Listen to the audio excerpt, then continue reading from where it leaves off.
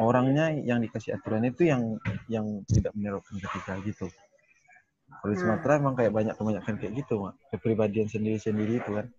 Nah, benar. Kadang mungkin nih misalkan dari manajemennya sudah support terkait K3, tapi pekerjanya atau mungkin dari manajemen mungkin pengawasannya kurang. Ya. Jadinya ya Nah, kadang gitu, udah programnya dikasih nggak jalan. peraturan, ya programnya udah di jalan, udah dibentuk, tapi karena orang yang menjalankan tuh pekerjaannya itu tidak mengikuti aturan yang berlaku kan. Nah, Benar. kayak contohnya helm lagi nih kan, helm APD, helm itu kan pakai apa tali di sini ya. Ya, Nah, orang tuh lebih suka dicopot atau di dilepas atau atas. dibuat di atas gitu ya. Ah, itu contoh misalkan contohnya kan. Jadi udah diingatkan kayak gitu, kadang-kadang dia melihat contohnya ke atas gitu kan. Itu orang yang user saya aja nggak helmnya nggak ditalikan. Nah, jadi kira-kira Itulah menurut Mas kurangnya. nih, secara yang paling simpel untuk penggunaan APD yang tidak sesuai dengan SOP, tidak sesuai dengan aturan aman. Kira-kira kelemahannya atau apa ya dibilang analisis Mas terkait itu apa? Kurangnya apa di situ? Ya kurang pengawasan lah, maksudnya kita harus misalkan tiap hari atau pemantauan lah gitu kan, pengawasan di mana orang lokasi itu bekerja, kita harus misalkan dia langsung ke lapangan, kita bawa ikuti ke lapangan, jadi kita ingatkan Nah, berarti yang kurang tolong sebenarnya itu gitu. pengawasan gitu kan. Ya betul, ya Ketika memang pengawasan. dari manajemen udah buat program, udah menyediakan sarana dan prasarana, tapi kenapa tetap si pekerjanya ini ngeyel? Nah, mungkin bisa juga dengan penyuluhan atau konsultasi juga bisa. Jadi pekerja-pekerja itu dibuatkan satu program tertentu konsultasi terkait K3. Kira-kira apa sih maunya? Kenapa sudah dikasih sarana, sudah dikasih APD cuma gratis, kenapa nggak mau dipakai sesuai dengan aturan yang ada? Nah, kita bisa konsultasi sebenarnya. Nah, itu juga sih sebenarnya tugas dari seorang pengawas atau ahli K3 umum. Jadi bisa menganalisis sampai ke arah situ. Jadi kan kalau fungsi ketiga ini tuh sama dengan pengawas ke mengingatkan ya Mbak.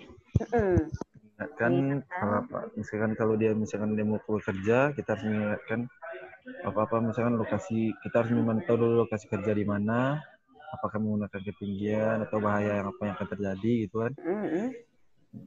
Jadi kalau di unit PLTU ini berarti kita harus ke lapangan, maksudnya kalau kita memantau ke lapangan itu itulah fungsinya ketiga gitu ya. Karena ahli K3 umum ini apa ya dibilang ada kekhususannya gitu. Dia bisa memasuki semua area. Ahli K3 umum. Oh, Kalau jadi kalau misalkan ahli nih ketiga, ahli K3 listrik, ya dia itu bidang kerjanya cuma di kelistrikan. Atau ahli K3 pesawat angkat-angkut, cuman dia pesawat angkat-angkut, sedangkan ahli K3 umum dia ini ke semua. Makanya istilahnya tugas dan tanggung jawab seorang ahli K3 umum ini berat. Apalagi seperti yang sudah kita pelajari kemarin di Undang-Undang 170, merupakan perpanjangan tangan pengawas ketenaga kerjaan. Kalau misalkan nih, sewaktu-waktu ada terjadi insiden, ahli K3 umum ikut jadi investigator di situ. Bisa-bisa kalau misalkan memang itu kejadian yang menimbulkan atau apa namanya ada kehilangan manusia, secara manusia kehilangan orang atau fatality. Nah, ahli K3 umum ini bisa ditahan bahkan ditahanan sampai 3 hari, 4 hari selama proses investigasi berlangsung. Maksudnya dia yang bertanggung jawab, maksudnya dia tuh yang dikedepankan gitu kan untuk tanggung jawab. Kita masuk materi aja kali ya, Mas Andre dan Mbak Tenti. Jadi materinya itu kayak kita bahas secara singkat aja, banyaknya kita buat diskusi, gitu ya. Oke.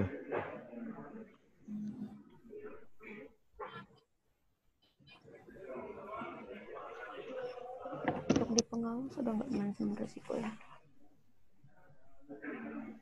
Oke, ini terkait manajemen risiko nih. Manajemen risiko. Jadi manajemen risiko ini ada yang pertama mengidentifikasikan bahaya. Mengidentifikasikan bahaya itu dengan cara apa?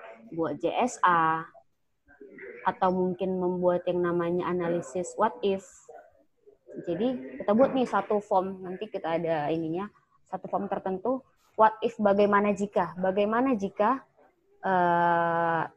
terlempar, bagaimana jika terpleset, bagaimana jika terjatuh. Nah, jadi kita bisa analisis semua kemungkinan bahaya yang ada di tempat kerja. Oke. Sebenarnya untuk yang namanya menganalisis bahaya itu lebih tepat, lebih enak nih pakai JSA tadi. Karena kita bisa mengidentifikasi bahaya yang mungkin terjadi per langkah-langkah kerja. Oke, nanti kita bahas lagi. Jadi setelah identifikasi ada analisis. Analisisnya ini menggunakan matriks resiko. Jadi matriks resiko ini ada yang dia dalam bentuk kuantitatif atau ada juga yang kualitatif. Kualitatif dia seperti ini nih. Jadi matriks resiko itu perpaduan antara kemungkinan terjadi dan tingkat keparahan dari suatu kecelakaan. Nanti aja lah kita bahas lebih lanjut. Kita skip aja dulu ini. Nah, masuk di hierarki pengendalian risiko. Hierarki pengendalian risiko itu ada 5. Semakin ke bawah sebenarnya bahayanya itu semakin tinggi, semakin ke atas bahaya itu semakin hilang. Karena eliminasi itu adalah menghilangkan proses, cara kerja, cara pengoperasian, bahkan bisa menghilangkan bahaya itu sendiri. Misalkan ketika ingin mengganti lampu menggunakan tangga seadanya gitu kan, di permukaan yang tidak rata. Nah, eliminasi seperti apa? Kita bisa menghilangkan tangganya. Tetapi ketika kita menghilangkan tangganya, kita nggak bisa dong mencapai lampunya. Berarti untuk si eliminasi belum bisa dilaksanakan, belum bisa dilakukan. Selanjutnya hierarki yang kedua itu substitusi, menggantikan. Bisa menggantikan bahan, bisa menggantikan cara kerja, menggantikan proses operasi, gitu. Contoh, misalkan tadi penggunaan tangga, kita bisa gantikan dengan menggunakan tongkat atau stick lampu. Begitu. Atau ketika yang awalnya adalah tangga miring, kita bisa gantikan dengan tangga yang ada penyangga di tengah. Jadi dia lebih stabil. Yang kayak segitiga itu dia lebih stabil. Oke. Selanjutnya untuk rekayasa teknis. Rekayasa teknis ini kita bisa menambahkan bahan atau alat secara keteknisan, nah untuk mengurangi risiko atau bahaya. Dengan memberikan cover atau dengan menambahkan safety devices. Nah, ini untuk rekayasa teknis. Rekayasa administrasi, ini lebih secara administrasi, misalkan pergantian shift pekerja, terus pembuatan SOP dan JSA, pokoknya semua yang terkait dengan administrasi. Selanjutnya alat pelindung diri atau APD. Ya, ini semua APD yang digunakan. Jadi yang kelima ini mohon ini kan ya Mas ya, Mbak, dihafal gitu. Bukan dihafal sih, kayak lebih dipahami. Karena seorang ahli K3 umum nih ketika membuat JSA harus bisa menilai atau harus bisa merekomendasikan pengendalian yang paling baik terkait dengan kelima hierarki pengendalian ini. Ketika memang tidak bisa eliminasi, turunkan saja ke substitusi.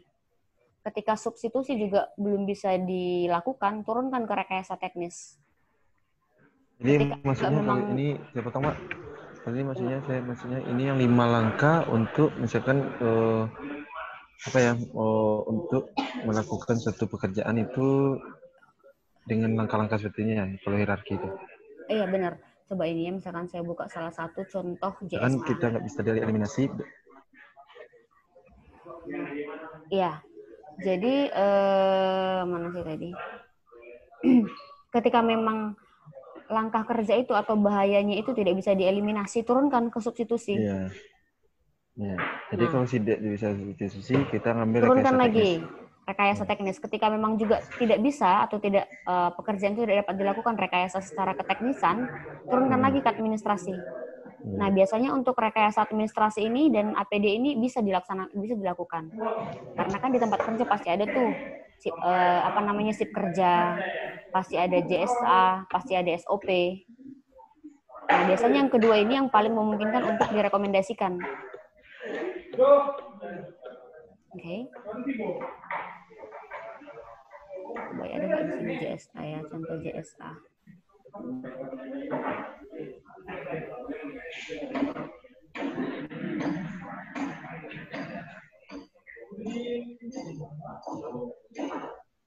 Ini kurang bagus sih ini. Ada nggak ya di sini JSA ya?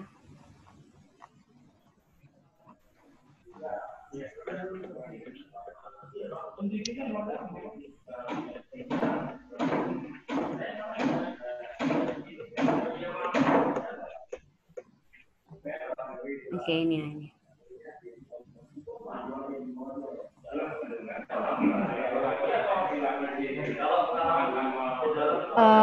Mbak Tenti dan Mas Andre sudah pernah lihat JSA belum? Komnya.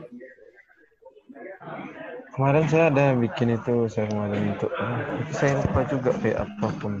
Udah saya kasihkan ke ketiga. Oke, ini contoh untuk JSA. Nah, jadi JSA itu merupakan dokumen tertulis yang mana kita tuh menguraikan potensi bahaya dari tiap langkah-langkah kerja dan merekomendasikan prosedur ataupun pengendalian yang baik, yang paling tepat kayak gitu. Nih contoh untuk kegiatannya adalah instalasi atau mengeluarkan peralatan dan mesin-mesin H2 yang ada di plant gas generator. Oke. Jadi langkah pertama itu kita menentukan kegiatannya dulu apa. Nah, ini contohnya kegiatannya ini, instalasi. Oke. Terus selanjutnya setelah menentukan kegiatan, menguraikan langkah-langkah kerjanya. Jadi semua langkah kerja yang mungkin dilakukan itu diuraikan semua. Misalkan sampai ada 1 atau mungkin sampai 4 langkah kerja. Nah, dan tiap langkah-langkah itu, misalkan langkah kerja yang pertama ini, persiapan pekerjaan.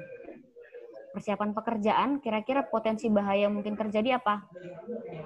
Potensi pekerja yang tidak mengikuti ketentuan safety sesuai dengan JSA yang ada. Itu dia potensi bahayanya. Resikonya apa? Nah, resikonya berarti tidak kelalaian. Lalai. Nah, jadi kira-kira untuk mengantisipasi ini apa rekomendasi yang bisa kita berikan? Yang pertama, semua pekerja wajib mengikuti daily toolbox. Petugas dan peralatan first aid tersedia di tempat. Pastikan bahwa semua rekomendasi pengendalian risiko yang telah disetujui dalam JSA agar diterapkan. Ini lebih ke yang namanya rekayasa administrasi. Dan yang terakhir nih, semua pekerja wajib menggunakan APD. Ini semua pekerja wajib mengikuti daily toolbox, petugas dan peralatan ada first aid, ada mengikuti JSA, penerapan posisi yang sesuai. Ini semua adalah rekayasa administrasi. Dan yang terakhir, harus dibuat nih, semua pekerja wajib memakai APD yang diwajibkan. Oke. Kita lihat langkah kedua, pengaturan posisi tower crane. Kira-kira apa potensi bahayanya? Crane berada pada posisi yang tidak sesuai, tidak datar atau daerah yang melengkung. Apa resikonya? Tertabrak, terbentur. Nah, kira-kira apa rekomendasinya? Operator crane dipastikan memiliki SIO, lisensi, pokoknya yang berkaitan dengan dokumen itu semua adalah masuk ke pengendalian rekayasa administrasi. Yang kedua, area manuver tower agar diawasi secara ketat bila perlu dikosongkan dari pekerja yang tidak berkepentingan. Ini juga secara administrasi, secara pengawasan. Nah, harusnya ditambahin lagi di sini, setiap pekerja diwajibkan menggunakan APD yang ditetapkan. Jadi sebenarnya untuk JSA ini, JSA itu dokumen tertulis sebenarnya. Dokumen tertulis yang dibuat oleh pengawas. Nah, tetapi tetap harus berkonsultasi, harus ada konseling nih dengan safety ataupun K3. Kenapa? Karena pengawas lah nanti yang akan membuat uraian-uraiannya tadi. Seperti ini, langkah pertama, langkah kedua, langkah ketiga, langkah keempat.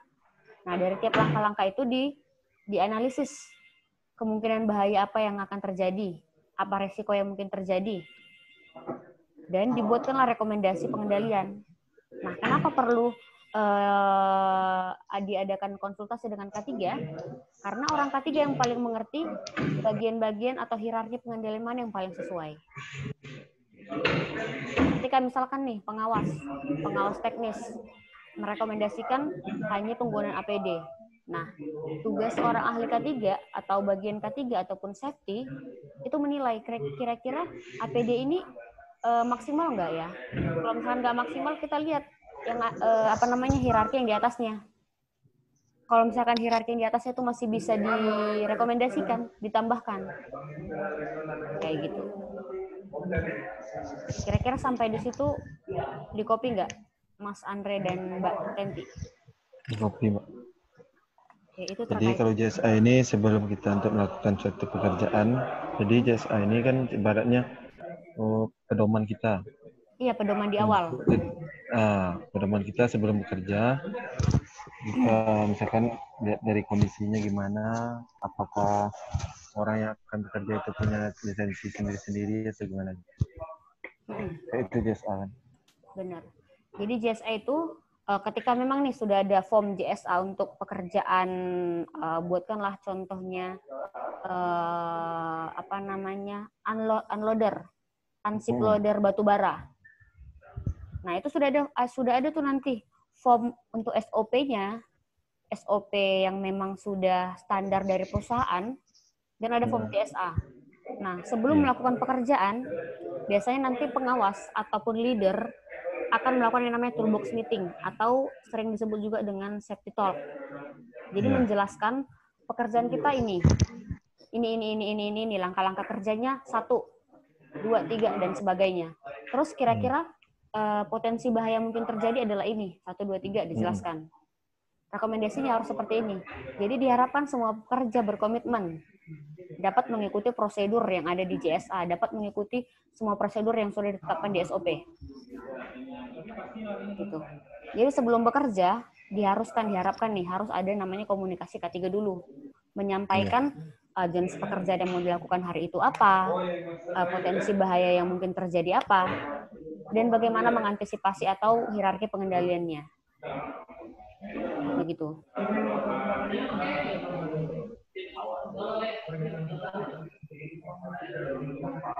Oke, kira-kira sampai di situ ada yang ingin ditanyakan? Mas Andre dan Mbak Tenti? Oke. Jadi, Mbak, contohnya gini nih. Misalkan kalau saya ada, misalkan saya punya tim nih, tim boiler, turbin, listrik, instrumen, sama perfecting, dan operasi alat bantu. Jadi misalkan kalau saya udah ada itu K3 umum, misalkan saya udah jadi wali K3 umum, misalkan saya ingin ke lapangan, harus bawa JSA atau gimana itu prosedurnya? Kalau harus bikin JSA dulu atau gimana? Bukan. JSA itu kan terkait suatu pekerjaan yang mau dilakukan. Nah, kalau seorang ahli K3 umum, tugasnya itu kan mengawasi secara K3. Yeah. Nah, untuk JSA ini adalah tugas pengawas teknis.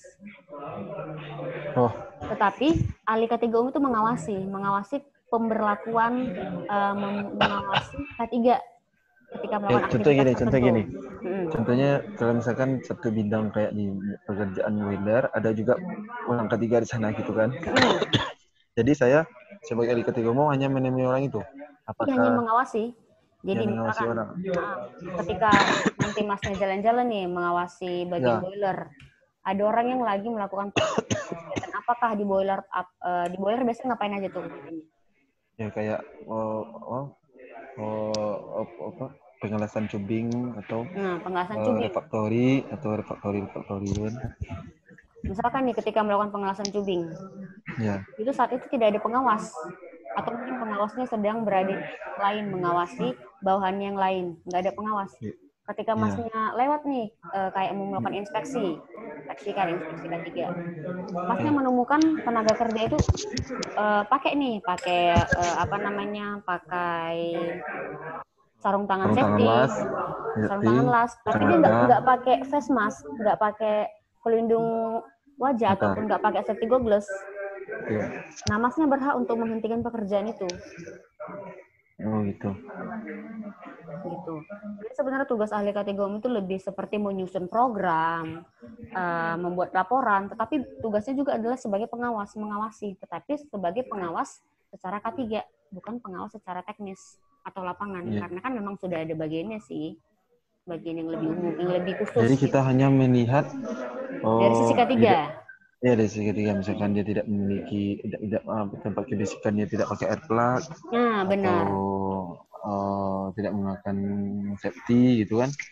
Jadi kita berhak untuk memberhentikan, tapi misalkan kalau orang ketiganya tidak ada di sana ya gitu. Iya. Misalkan tapi nih, kalau orang keadaannya seperti itu, masnya menemukan seorang pekerja di boiler ini kan biasa berisik tuh, bising. Dia tuh ada nih APD-nya dipakai kayak air plug-nya, tapi cuma digantungkan di leher, nggak dipakai. Kira-kira kejadian seperti itu sanksi apa yang kira-kira bisa Mas lakukan? Yang pertama, mungkin bisa dengan memanggil dulu secara pertemuan secara pribadi. Kenapa nggak pakai? Nah, bisa dengan memberikan yang namanya teguran secara lisan dulu. Atau mungkin bisa memanggil pengawasnya. Kenapa si pekerja yang ini kurang terhadap K3 atau kurang penggunaan APD-nya? Nah, bisa dengan ke pengawas. Atau kalau misalkan sudah diberikan teguran secara lisan, 1, 2, 3 kali tidak menerima, tidak memberikan respon yang baik, nah masih bisa mengeluarkan SP1K mungkin atau apa, gitu, sampai teguran yang memang sanksi yang seperti skors atau apa, gitu. Tergantung kebijakan dari perusahaan. Gitu kira-kira. Oke. Baiklah, kita langsung ke P2K3. P2K3 ini adalah panitia pembina K3. Yang mana panitia pembina K3 ini ada struktur organisasinya. Struktur organisasinya itu diketuai oleh top manajemen, pemimpin tertinggi di perusahaan sebagai ketua. Oke. Selanjutnya ada sekretaris. Nah, sekretarisnya ini memiliki spesifikasi. Harus memiliki sertifikat ahli K3. Bisa ahli K3 umum, atau bisa ahli K3 listrik, ahli K3 yang secara spesifik lah, tergantung bidang kerjanya. Tapi biasanya yang paling umum itu adalah sebagai sekretaris itu ahli K3 umum. Begitu. Oke, selanjutnya ada ketua, ada sekretaris, langsung ke anggota. Nah, anggotanya ini adalah ketua atau head departemen yang ada di tempat kerja. Misalkan departemen maintenance, departemen instrumen, misalkan departemen operator atau operasi, departemen gudang, departemen purchasing atau admin. Nah, setiap kepala departemen itu akan dibentuk menjadi satu anggota.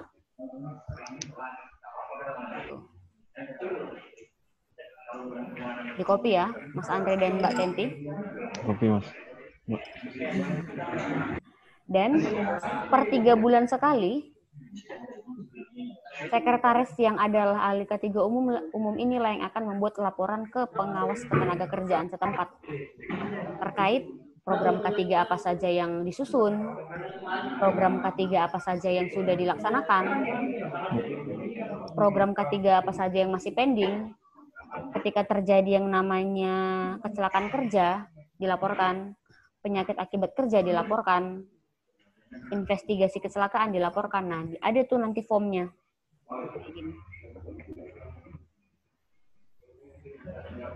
Nah, ini untuk rekomendasi.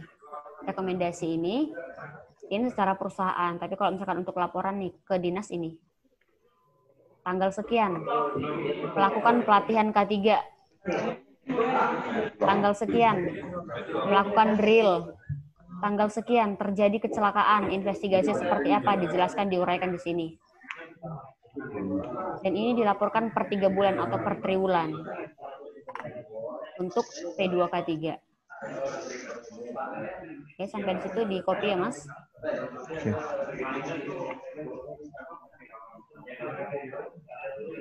Kita masuk nih ke komunikasi K3. Komunikasi K3 itu ya komunikasi bagaimana menyampaikan informasi terkait K3. Nah, untuk komunikasi K3 ini ada yang pertama disebut dengan safety talk atau toolbox meeting. Nah, untuk safety talk atau toolbox meeting adalah pertemuan K3 antara satu orang pengawas dengan bawahannya. Oke. Selanjutnya ada yang dinamakan dengan safety meeting. Nih, safety meeting ini bisa dengan beberapa pengawas dan beberapa tenaga kerja, tetapi masih dalam satu departemen. Kan biasa nih untuk departemen, buatlah katakan dengan departemen maintenance. Biasanya kan ada beberapa pengawas, bukan hanya satu kan, Mas Sandri dan Mbak Tenti? Nah, jadi untuk safety meeting, pertemuan beberapa pengawas dan beberapa, satu atau dua, tenaga kerja atau bawahan masih dalam satu departemen. Satu lagi ada disebut dengan namanya safety committee meeting. Untuk safety committee meeting ini pertemuan beberapa pengawas, tapi dari semua departemen yang ada di tempat kerja itu. Itu dia safety committee meeting. Di copy ya. Yang pertama safety talk atau toolbox itu satu pengawas dengan bawahannya secara langsung. Oke. Safety meeting beberapa pengawas dan beberapa tenaga kerja tetapi masih dalam satu departemen. Oke. Dan safety committee meeting beberapa pengawas dan juga beberapa tenaga kerja, bahkan beberapa mungkin dibantu dengan supervisor atau atasan lainnya dari berbagai departemen. Oke. Nah, untuk safety committee meeting ini biasanya membicarakan terkait program K3 tahunan ataupun mungkin penyusunan RKAD, masuk nih di sini di safety committee meeting. Misalnya kalau setiap satu perusahaan, Mbak, kayak di PLN ini, misalkan dia mau membicarakan K3 tahunan ya, itu kan ada dari asmen ini, ada dari manajer ini, dari supervisor bidang boiler, turbin, itu masuk apa itu, Mak? Safety committee meeting. Safety committee masih dalam satu departemen gitu. Yang satu departemen tadi itu safety meeting. Oh, ini pakai komite lagi ya? Safety committee meeting. Safety meeting aja dari atasan sama bawahan gitu. Yang pertama itu safety talk. Ya, toolbox kan. Safety talk atau toolbox meeting. Sama dengan safety briefing ya? Sama dengan safety briefing. Nah, itu pengawas dengan bawahannya. Ya. Langsung. Nah, kalau yang safety meeting, beberapa pengawas dengan beberapa tenaga kerja atau bawahan, tapi masih dalam satu departemen. Departemen itu maksudnya satu lingkungan kerja atau gimana, Pak? Satu bagian kerja, satu divisi. Satu divisi. Oke. Berarti kalau yang udah pakai divisi lain, berarti divisi lain, pakai dari perusahaan lain. Dia satu bendera nih ya, satu atap. Tapi di bawah satu atap itu ada bagian-bagian lain. Kalau itu masuk yang mana, Mbak? Itu masuknya safety committee meeting juga. Safety committee meeting ini pokoknya dari beberapa departemen, masih dalam satu bendera, boleh. Atau mungkin dari, yang dinaungi satu user, itu tetap namanya safety committee meeting. Oke.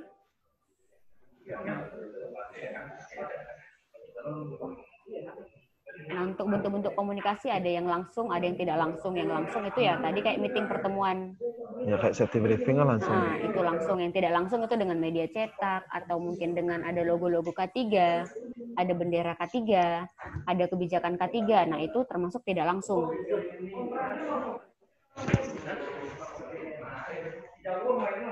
Oke, ini terkait komunikasi K3 udah selesai. Selanjutnya ini manajemen resiko yang tadi. Manajemen resiko.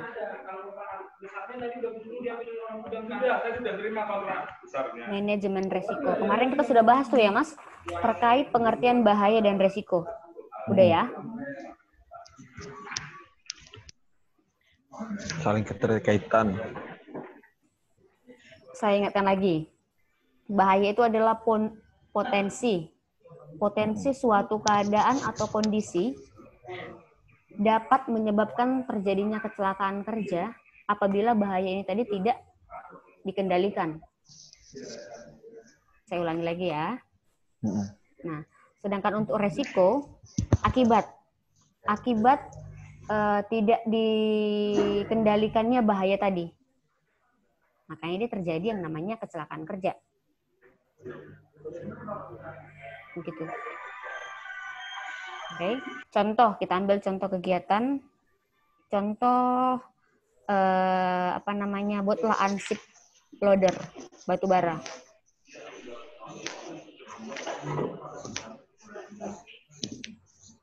Ansip loader batu bara biasanya apa tuh bahayanya, Mas?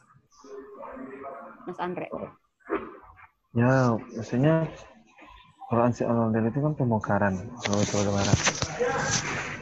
Kalau pembongkaran, pertama kita harus melihat cuaca. Oke. Apakah cuacanya panas atau hujan atau gimana kan? Jadi kalau pertama kalau cuacanya panas,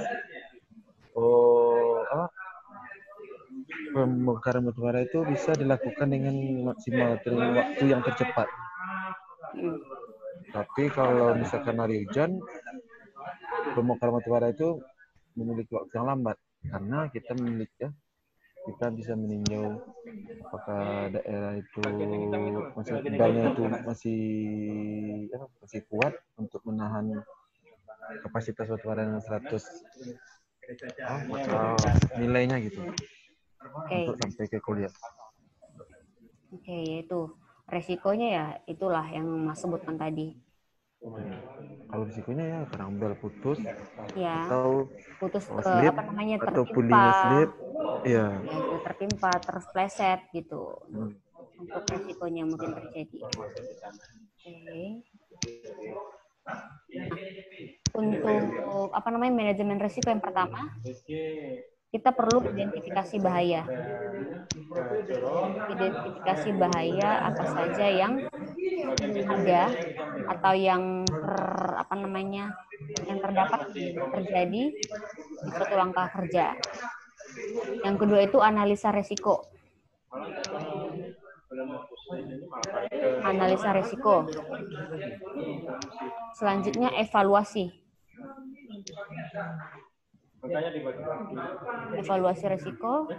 Dan yang terakhir itu ada penilaian resiko.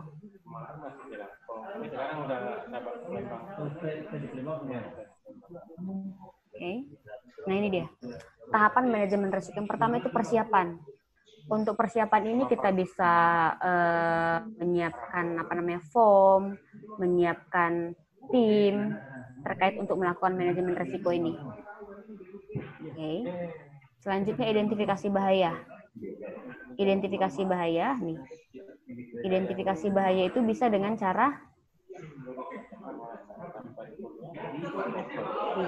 metode pasif, semi proaktif dan proaktif.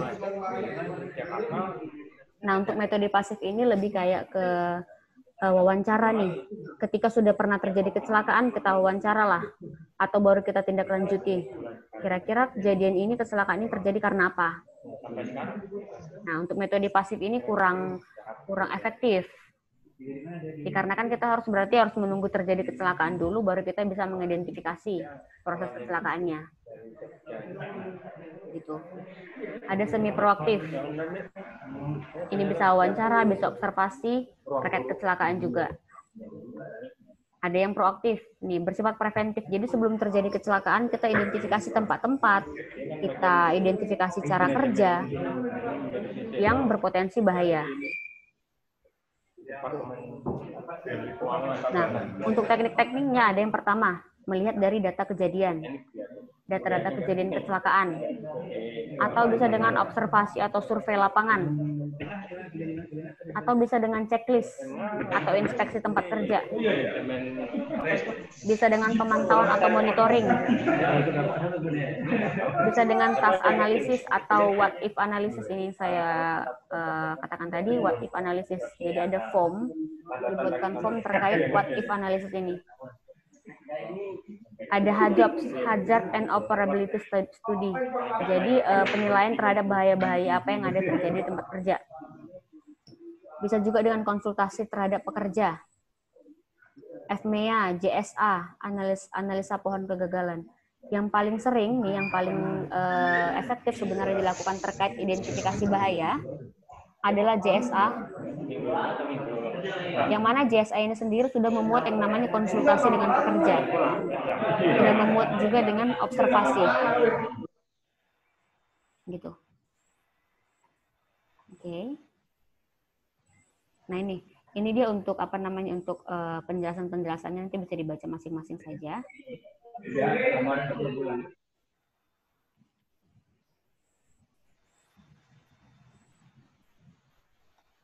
Nah, ini terkait siapa yang bertanggung jawab untuk melaksanakan yang namanya JSA, itu pengawas. Pengawas dalam artian adalah pengawas secara teknis. Gitu. Kenapa yang pertama? Karena yang menguasai dan mempunyai kepentingan langsung dengan tiap pekerjaan yang menjadi tugas anak buahnya. Oke. Yang kedua, mempunyai kepentingan langsung untuk menyelamatkan anak buah. Mempunyai kepentingan langsung untuk memberhentikan kegiatan kerja apabila itu dinilai dapat membahayakan anak buahnya. Dan yang terakhir, mempunyai catatan kecelakaan paling lengkap. Mengapa? Pengawas lah yang bertanggung jawab secara khusus, bertanggung jawab secara wajib untuk membuat yang namanya JSA. Langkah pembuatan JSA yang pertama tadi memilih pekerjaan, ingat ya Mbak Tenti dan Mas Andre, memilih pekerjaan, menguraikan langkah kerjanya, mengidentifikasikan bahaya dan resiko yang mungkin terjadi, selanjutnya memberikan rekomendasi atau pengendalian resikonya.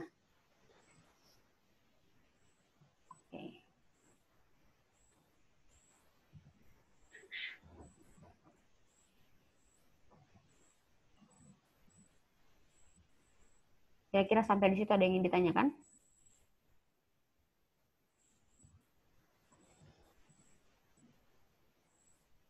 Jadi apa sih sebenarnya keuntungan dari adanya JSA? Yang pertama, meningkatkan kesadaran dan pemahaman pekerja terkait K3.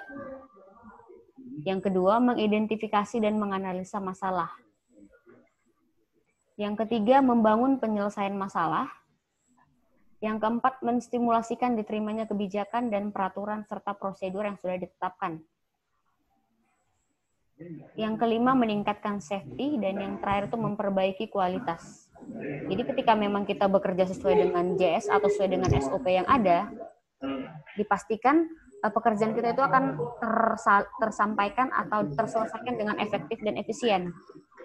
Efektif dalam artian target produksi tercapai, dalam artian dapat diselesaikan dalam tempo atau waktu yang telah ditentukan. Gitu. Ini tadi untuk contoh JSA. Nanti juga akan saya share di grup untuk contoh JSA.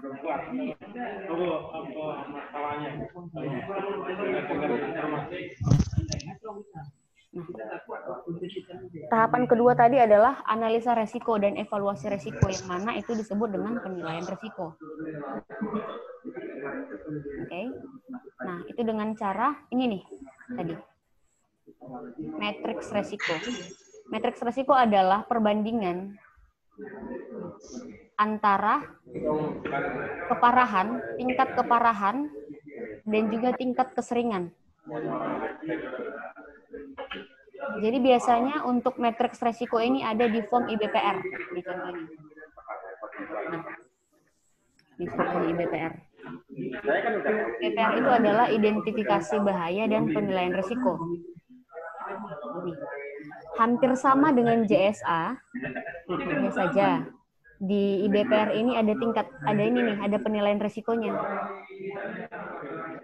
Akibatnya atau tingkat keparahannya berapa, peluang terjadinya berapa, jadi tingkat risikonya apa?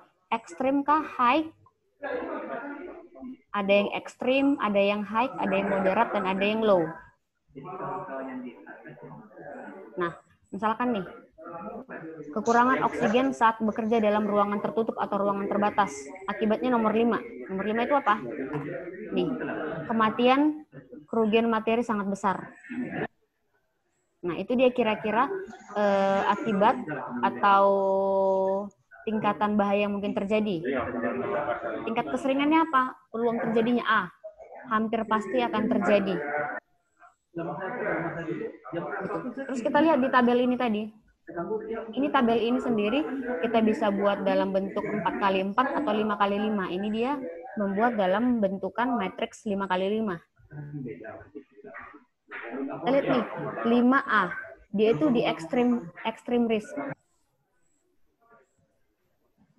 Oke. Ketika dia adalah ekstrim, itu tidak boleh dilaksanakan kegiatan itu. Harus menunggu sampai dikendalikan atau diturunkan potensi bahayanya. Ketika ekstrim ini kan namanya sudah alarm. Resikonya sangat tinggi. Jadi apa kira-kira pengendalian risiko yang bisa kita rekomendasikan? Yang pertama, melakukan pengukuran kadar oksigen di dalam ruangan dan memberikan suplai udara tambahan melalui blower. Yang kedua, saat bekerja dipastikan lubang bukaan terbuka dan ditemani oleh rekan kerja. Jadi ada memberikan teman kerja di luar, ada yang di dalam, ada yang di luar. Nah, ketika pengendalian ini dilakukan, resiko sisanya itu apa? Resiko sisanya sudah jadi L, low.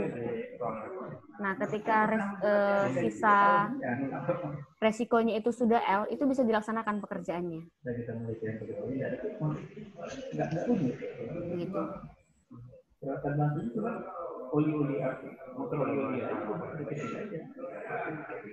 Kira-kira sampai di situ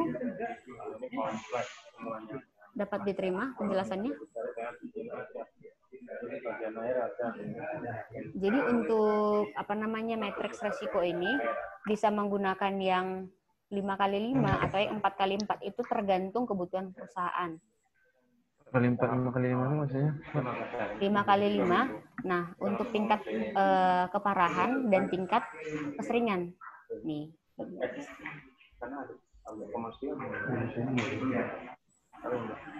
Nah, kalau ini kan dia pakai yang 4x4.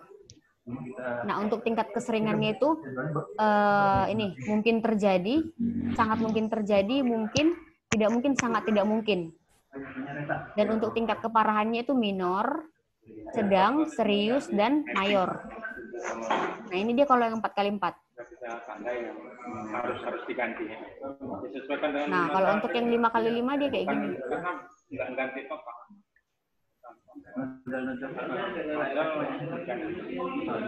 Yang ini tadi 5x5. Dia membuatnya untuk tingkat keparahannya, kematian, cacat, hilang, cedera ringan, tidak ada cedera.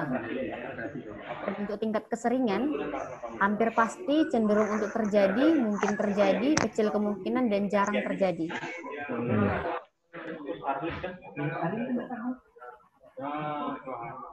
Atau ini nih dia untuk yang form kosongannya. Jadi di form IBPR itu sendiri ada pelaksana, departemen yang melakukan IBPR, lokasi pekerjaannya apa, tanggal penilaian dan nama penilai siapa. Oke. Nah, ini dia. Kira-kira sampai di situ di copy? Oke, itu dia terkait manajemen risiko. Nah, setelah tadi dia analisa risiko, itu kan tadi yang kualitatif, ada yang kuantitatif. Untuk yang kuantitatif ini sebenarnya hampir sama saja, tetapi dia itu menggunakan penomoran. Nih. Nah, jadi di samping tadi tingkat keseringan, dia buat nomor. Ketika itu hampir pasti terjadi, nilainya adalah 10. Mungkin terjadi, nilainya adalah 6. Nah, sampai ke 0,1 yang tidak mungkin terjadi. Untuk tingkat pemaparan nih, ada nilainya terus-menerus nilainya 10, sering nilainya 6, sampai ke tidak terpapar nilainya 0. Nah, untuk akibat malapetaka atau bencana, nah nilainya 100, 40, 15 sampai 1. Jadi penilaiannya itu risiko sama dengan peluang dikali pemaparan dikali akibat. Ketika hasilnya di atas 400, itu risiko sangat tinggi. Lakukan penghentian kegiatan segera. Ketika ditemukan nilainya 200 sampai 400, risiko tinggi. Tindakan perbaikan segera. 70 sampai 200 risiko penting atau substansial. Perlu tindakan perbaikan tetapi tidak segera atau dapat ditunda.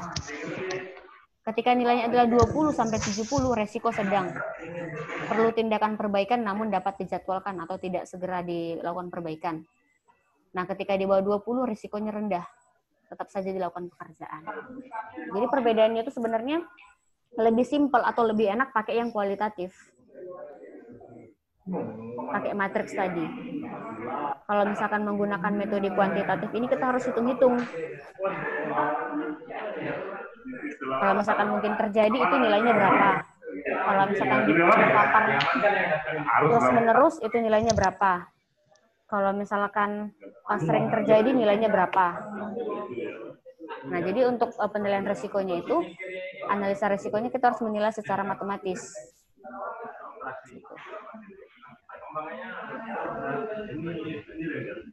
Sama juga nih dengan yang kuantitatif. Oke.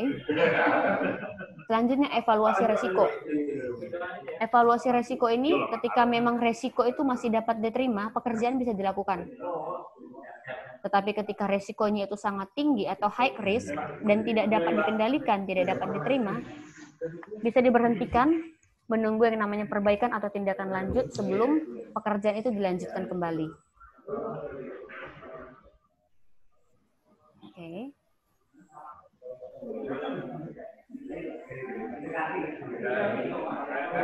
Oke, yang selanjutnya adalah penanganan risiko. Berdasarkan penilaian risiko kemudian ditentukan apakah risiko tersebut masih bisa diterima atau tidak oleh suatu organisasi. Apabila risiko tersebut tidak bisa diterima, maka organisasi harus menetapkan bagaimana risiko tersebut ditangani, hingga tingkat mana risiko dapat diturunkan. Nah, bila risiko mudah dapat diterima, maka organisasi perlu memastikan bahwa monitoring terus dilakukan terhadap risiko tersebut.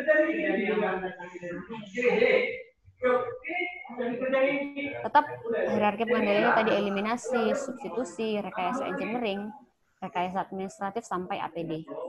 Tetap kembali ke sini. Oke. Ini penjelasannya saja. Oke. Selanjutnya setelah identifikasi, analisa, evaluasi, penilaian, masuk ke pemantauan dan tinjauan ulang. Jadi semua kegiatan itu berakhir di pemantauan dan tinjauan ulang. Ada yang namanya reaksi siklus berputar. Dan ada yang namanya pengembangan. Ada perkembangan, ada peningkatan mutu kerja, atau peningkatan mutu manajemen. Dan semua juga harus dikomunikasikan dan dikonsultasikan. Tetap kembali ke tinjauan manajemen, kembali ke yang namanya peningkatan mutu, tetap juga harus yang namanya dikomunikasikan kepada semua orang yang terlibat dalam departemen itu.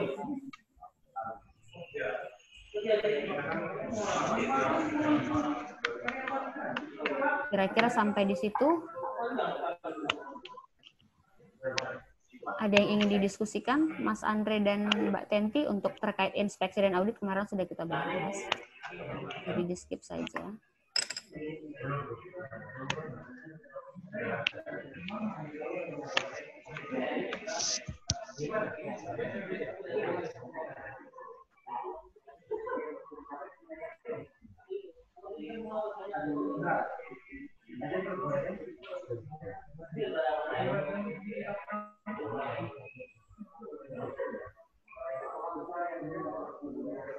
PD juga kemarin sudah kita bahas.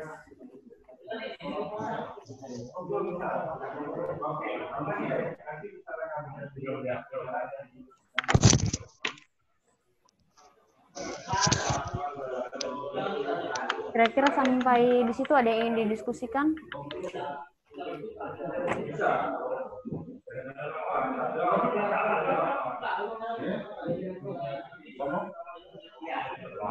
Udah, pelaksanaan kerja udah, komunikasi, berbahaya udah, terbuka belum?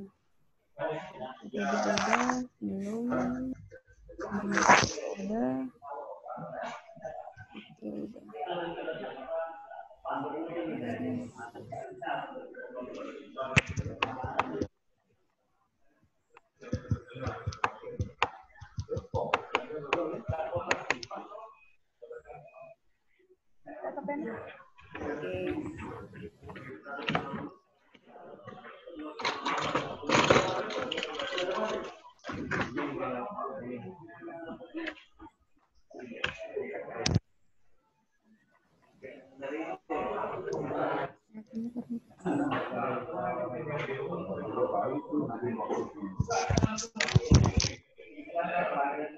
kegiatan kerja besok kita masuk ya.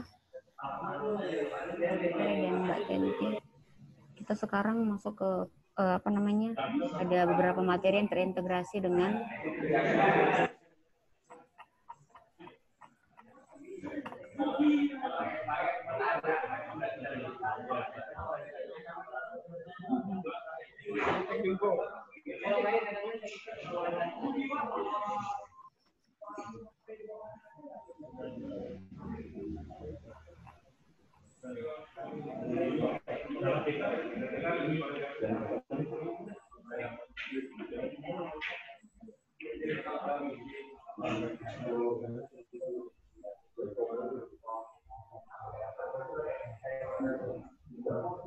tapi Mas Agusnya belum masuk nih.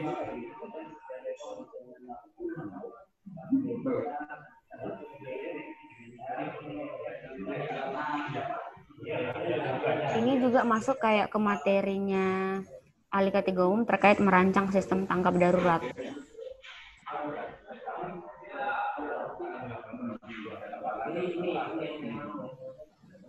Fire Safety Management atau manajemen penanggulangan kebakaran.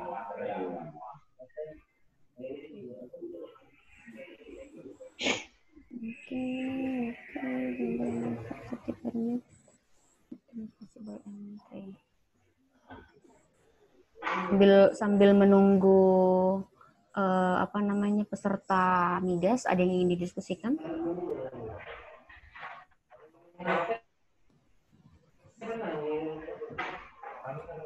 Mas Andre dan Mbak Tenti?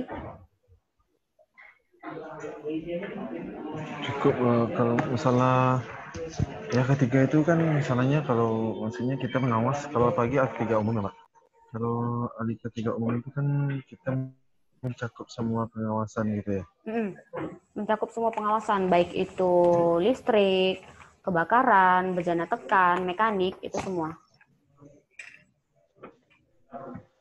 Ya berarti kan kita misalkan nih, ya yang sudah saya contohkan tadi kan, kalau misalkan ada pekerjaan yang dilakukan di paket teknis, jadi kita kan kalau mengawasnya itu kita menemui orang ketiganya gitu ya. Biasanya kan yang bekerja langsung di lapangan. Kan bagiannya iya umum. Kan ada juga pengawasnya itu. Nah pengawas itu kan memang secara pengawas teknis. Yeah. Nah misalkan nih untuk pekerjaan boiler, pengawas teknis sebenarnya itu adalah yang supervisor, penanggung jawab adalah ahli K3 pesawat dan tenaga PTP. Nah, ketika di perusahaan itu tidak ada ahli PTP, ahli K3 umum berhak menjadi pengawas K3-nya. Iya. Gitu.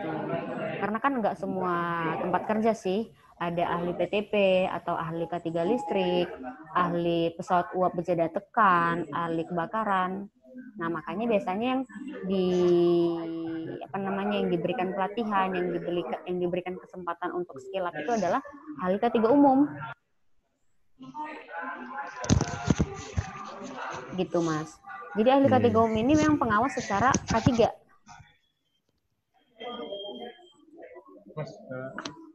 Ya, ya. Ini Mas Pak Agung kok belum gabung sih?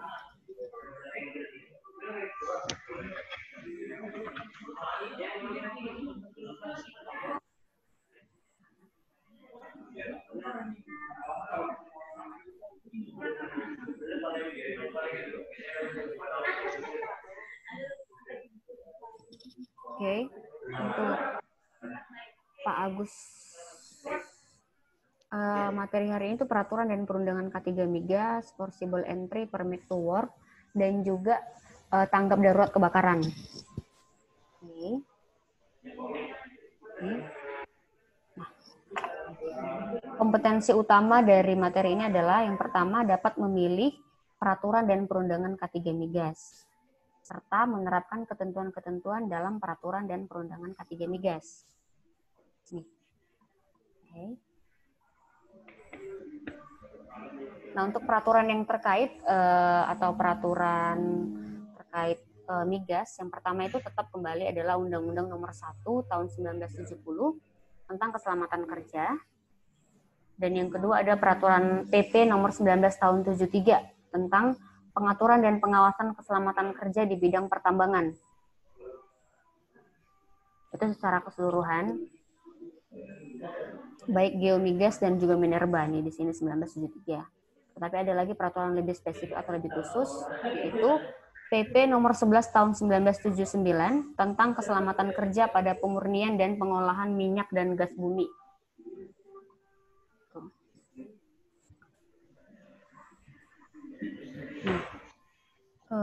Ada juga PP Nomor 11 Tahun 1975 tentang keselamatan kerja terhadap radiasi apabila pekerjaan itu di bagian pemurnian. Dan juga ada Kep Dirjen Migas, Keputusan Direktur Jenderal Migas Nomor 39 Tahun 2002 tentang pedoman dan tata cara pemeriksaan keselamatan kerja tangki penimbun minyak dan gas bumi. Tuh. Nah, ini agak miring-miring, nggak apa-apa ya Pak Agus?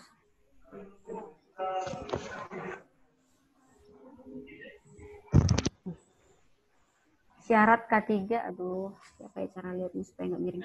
Syarat K3 sesuai dengan pasal 3 Undang-Undang Nomor 1 Tahun 1970, yaitu yang pertama mencegah kecelakaan, mencegah bahaya kebakaran, mencegah bahaya peledakan, melakukan tanggap darurat, melakukan yang namanya P3K atau pertolongan pertama pada kecelakaan, ketersediaan alat pelindung diri, keselamatan lingkungan, penyakit akibat kerja atau PAK, penerangan tempat kerja, cuaca kerja, ventilasi ruang kerja, housekeeping dan tata geraha atau sering disebut dengan prinsip 5R, ergonomi kerja, keselamatan transportasi, keselamatan bangunan, keselamatan bongkar muat, keselamatan listrik, dan bahaya kritis. Untuk elemen manajemen K3 ada peraturan K3, organisasi, administrasi. Ini bisa dibaca sendiri aja nanti.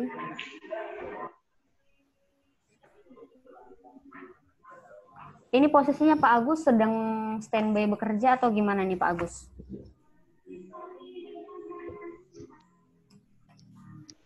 Lagi off. Gimana Pak? Lagi off roster, lagi off. Oke. Kita diskusi juga sedikit nih ya Pak. Terkait pekerjaan di bidang migas, menurut Bapak nih, apa sih bahaya atau resiko tertinggi bekerja di bidang migas? ledakan Bu. Atau mungkin bisa dengan seperti ini nih. Sebutkan salah satu aktivitas yang sering Bapak lakukan dan sebutkan juga bahaya dan resiko yang mungkin terjadi. Ledakan Bu, pekerja panas, ledakan. Ledakan, oke. Ya, bekerja di ketinggian, mungkin tangki, river tangki, dan lain-lain. Oke. Mungkin coba di bagian bekerja di ketinggian nih Pak. Bekerja di ketinggian bahayanya apa tuh Pak? Jatuh Bu. Jatuh. Terus resikonya apa Pak? Ada 4 pekerjaan yang resikonya direct langsung fatality.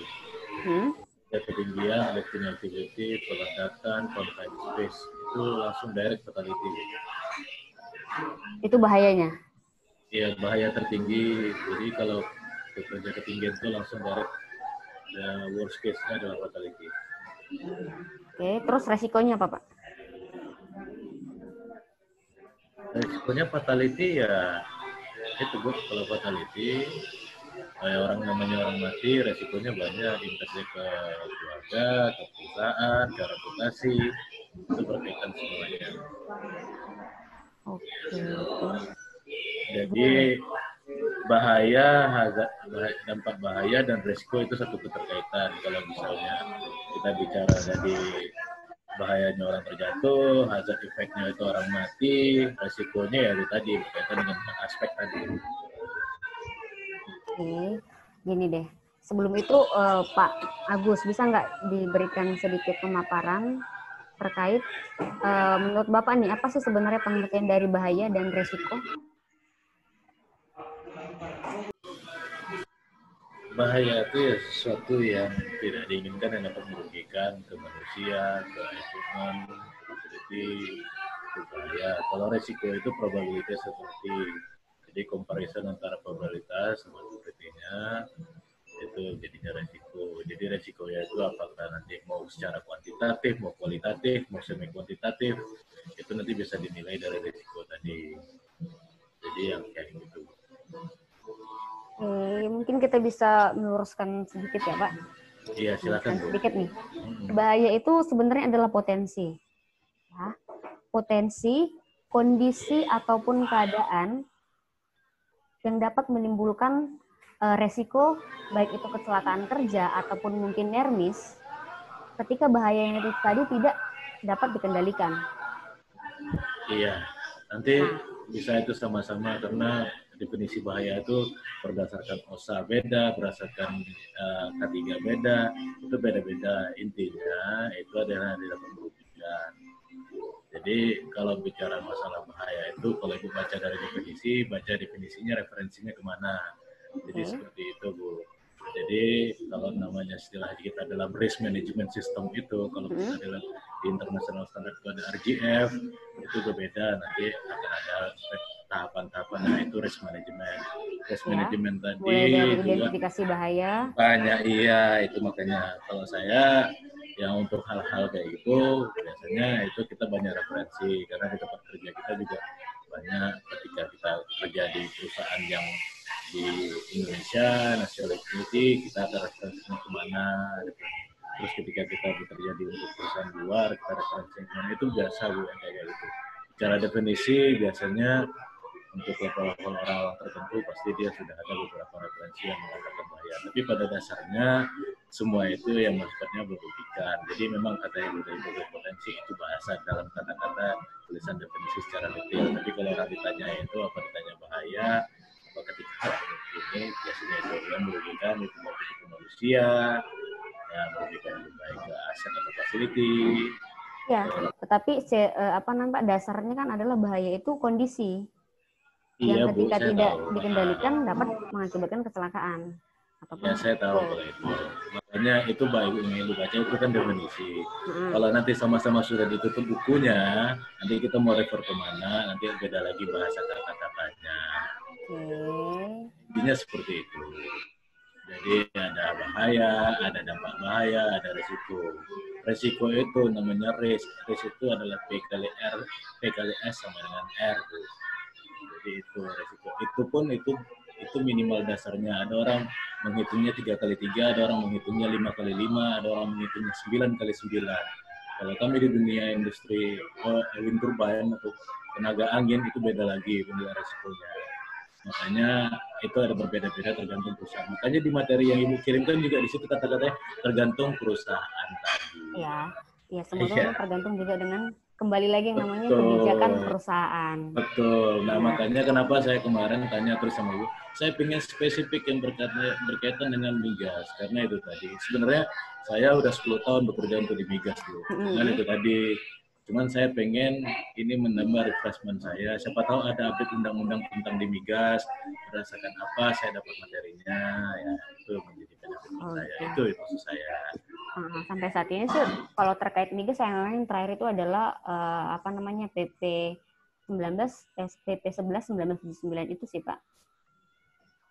Itu aja gitu. Makanya itu tadi saya bilang saya senang brainstorming ini karena saya juga di sini juga kadang-kadang saya ngajar Bu. Cuman saya pengen dapat brainstorming karena dulu saya dengan tempat Ibu yang sekarang dulu kalau nggak salah saya Pak Mario itu juga dulu pernah di global. Saya dulu waktu pertama-tama jadi safety dulu tahun 2006 di Balikpapan saya juga training di global. Oke. Berarti Bang sudah pernah ketemu dengan Pak Mario gitu ya? Sudah saya pernah ketemu saya waktu 2006 2007 saya kerja untuk di Total waktu itu. Jadi sebenarnya Pak kalau misalkan nih hari-hari memang saya nih yang ngisi materi, tapi kalau misalkan memang ada beberapa mungkin kasus yang memang didiskusikan langsung dengan Pak Mario, boleh langsung kontak pribadi ke beliau. Gitu ya Pak Agus ya. Ya silakan dilanjut aja Bu. Oke, karena memang pengertiannya Bapak terkait bahaya dan resiko itu kembali ke situ, ya udah oke. Kita lanjut aja deh kalau gitu. Kalau terkait teori domino, sudah pernah dengar ya Pak? Ya, apa-apa Bu, dilanjut aja Bu. Teori domino yang diperkenalkan oleh H.W. Hendricks. Nah, menurut si Pak Hendricks ini, ada 3 penyebab terjadinya kecelakaan kerja. Yang pertama itu ada penyebab dasar, yang mana penyebab dasarnya itu adalah mungkin kurangnya standar ataupun SOP yang ada, kurangnya kepatuhan terkait K3, kurangnya pengawasan K3, itu dia termasuk yang namanya penyebab dasar. Terus yang kedua itu ada penyebab tidak langsung, itu terkait faktor pribadi dari si tenaga kerja dan faktor pekerjaannya. Terus ada penyebab langsung, yang mana penyebab langsung menurut H.W. Hendricks adalah kondisi tidak aman dan tindakan tidak aman. Gitu. Yang dapat menimbulkan kecelakaan kerja, terus akibat dampaknya adalah kerugian. Baik itu kerugian waktu ataupun LTI biasanya, atau mungkin kerugian material dan juga alat dan bahan. K3 dan pengelolaan lingkungan hidup merupakan atau bertujuan usaha untuk menekan atau mengurangi KTA, TTA, dan manajemen yang tidak aman. Oke. Untuk tools ataupun bahan yang digunakan adalah regulasi atau peraturan perundangan, spesifikasi perusahaan migas, manual book manufaktur ataupun peralatan yang digunakan, dan juga standar yang telah diakui oleh Menteri SDM ataupun standar apa yang memang digunakan di perusahaan, entah itu standar secara nasional ataupun mungkin menggunakan standar-standar dari luar negeri atau yang sering disebut dengan ISO. Gitu. Nih, peranan subsektor minyak dan gas bumi ini agak miring-miring. Peranan subsektor minyak dan gas bumi. Kita di-rotate aja ininya, Bu. Di-rotate aja PDF-nya. Di mana, Pak? Diputar di ada tuh menunya, di-rotate materinya. Nah, PDF-nya. masalahnya di PDF ini tidak bisa di-rotate. Nggak bisa dirotasi, Pak. Kalau di tempat saya bisa di-rotate itu.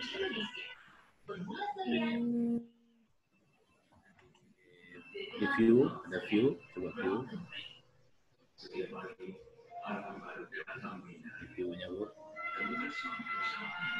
View yang di atas, menu di atas. Menu di atas view yang mana sih? Ada file, edit, Ini view. Oke, oh iya, rotate.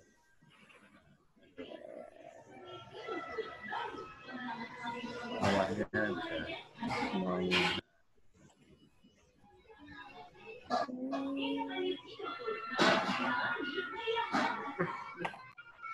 Thank you, Pak Agus. Iya, sama-sama. Oke. Terkait peranan subsektor minyak dan gas bumi bagi pembangunan nasional. Ya, istilahnya migas ataupun mungkin pertambangan itu memiliki peran yang paling besar terhadap ekonomi pembangunan nasional. Gitu. Yang pertama, sumber pendapatan negara. Oke. Yang kedua itu memenuhi kebutuhan bahan bakar domestik nasional, sumber bahan baku industri, dan juga menciptakan efek berantai dari semua kegiatan ini. Nah, industri minyak dan gas bumi ini pada teknologi maksudnya adalah menggunakan teknologi-teknologi yang paling mutakhir lah gitu di migas. Padat modal memang karena membutuhkan yang namanya modal yang tinggi. Padat resiko, dan memang karena industri migas ini memiliki resiko yang sangat tinggi. Gitu. Bidang kerjanya atau bidang usahanya. Seperti itu. Untuk regulasinya, ada yang paling atas adalah Undang-Undang 1945, itu di pasal 22, yang berbunyi setiap warga negara berhak mendapat penghidupan yang layak. Selanjutnya ada di Undang-Undang Nomor 1 1970 tentang keselamatan kerja, Undang-Undang Nomor 13 Tahun 2003 tentang ketenagakerjaan. Nah, ini untuk secara umum dan secara kegiatan usaha migas sendiri ada di Undang-Undang Nomor 22 Tahun 2001 tentang pertambangan migas, ada juga TAP MPR 1930, PP Nomor 17 Tahun 1973, PP Nomor 11 Tahun 1979, dan peraturan pemerintah lain yang terkait. Nah, semua ini sesuai dengan pembinaan dan pengawasan oleh Menteri ESDM. Gitu. Bu? Ya. Nanti kira-kira kita di-share nggak mengenai peraturan-peraturan yang boleh terapkan di industri migas? Oke, boleh nanti coba saya share, kirim ke Bapak deh. Iya, kan ada beberapa yang sudah diupdate juga kan. Biasanya kan kalau kita training itu kan ada dikasih pengetahuan nanti di AK3 juga kan ada buku tebalnya tuh buku peraturan yang di SDM ada. Saya punya yang dulu yang kecil cuman itu udah nggak update lagi. Siapa tahu nanti yang terakhir ini sudah ada update terbarunya. Kalau misalkan dalam bentuk apa namanya Pak dibilang rangkuman seluruh semua regulasi K3? Itu kan yang ini tuh beberapa aja yang bisa applicable yang di buku tebal itu kan. Tebal itu kan beberapa aja yang bisa applicable di industri migas karena tidak semua berlaku di industri migas.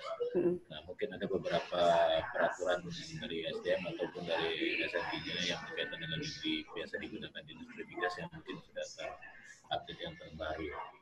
Mungkin bisa di-share juga ke saya gitu. Nanti di-share ya Pak ya.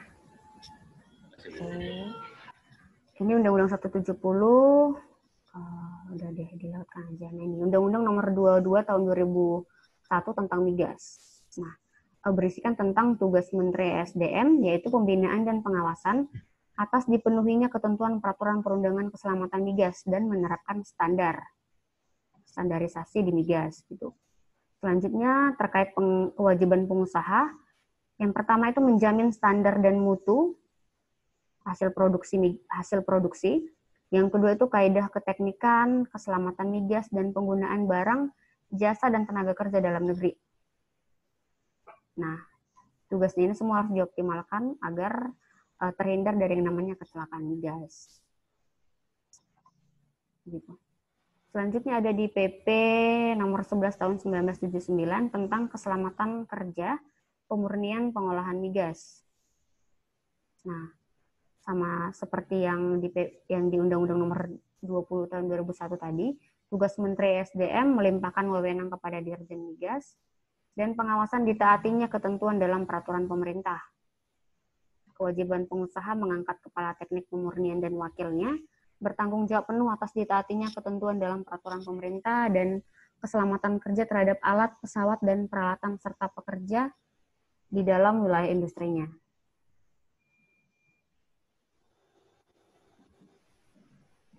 Ini terkait beberapa regulasi. Nanti bisa dibaca sendiri saja. Itu materi kita mengenai peraturan atau regulasi K3 Migas.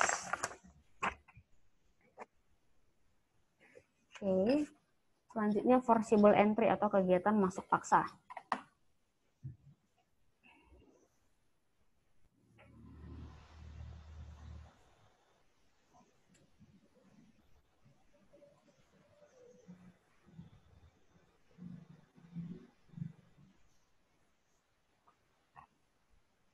Balik.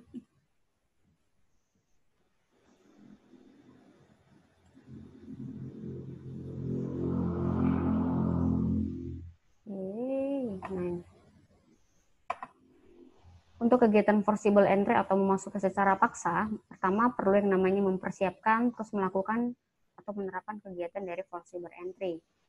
Nah, ketika mempersiapkan kegiatan forcible entry ini, yang pertama mampu menjelaskan jenis pintu, jendela, dan peralatan pembantu atau peralatan pendukung untuk melakukan kegiatan masuk secara paksa. Yang kedua, mampu menentukan peralatan bantu pernapasan yang sesuai dengan penggunaannya atau SCBA nih, self-contained breathing apparatus. Terus untuk penerapan kegiatan forcible entry sendiri, mampu melaksanakan kegiatan forcible entry sesuai dengan prosedur dan mampu menggunakan alat bantu atau SCBA.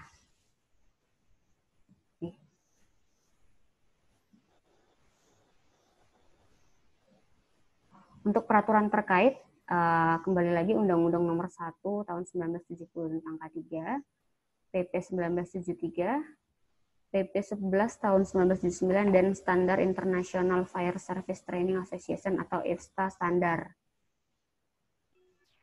Ini bisa di-share ya Bu ya, yang tadi, yang IFSTA-nya. Oke. Iya, yang IFSTA ini. Oke. Kalau yang lain bisa di skip cepat aja nggak apa-apa. Nah, ini kegiatan terkait kegiatan yang namanya memasuki paksa. Forcible entry adalah entering a building or room by using force to open a door or window. Memasuki sebuah gedung atau ruangan dengan menggunakan cara paksa melalui pintu atau jendela. Teknik ini umumnya digunakan untuk pemadaman kebakaran atau penyelamatan korban di ruangan tertentu.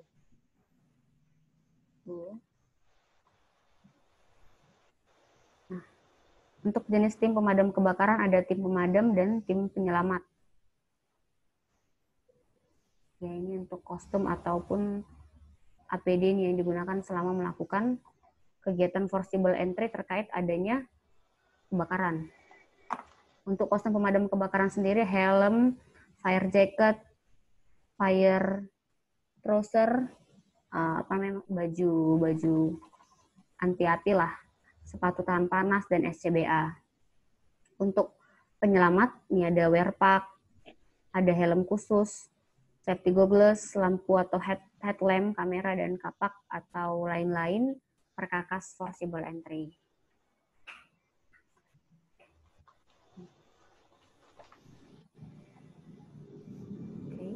Penerapan forcible entry untuk alat bantu pernapasan. Bahaya-bahaya pernapasan.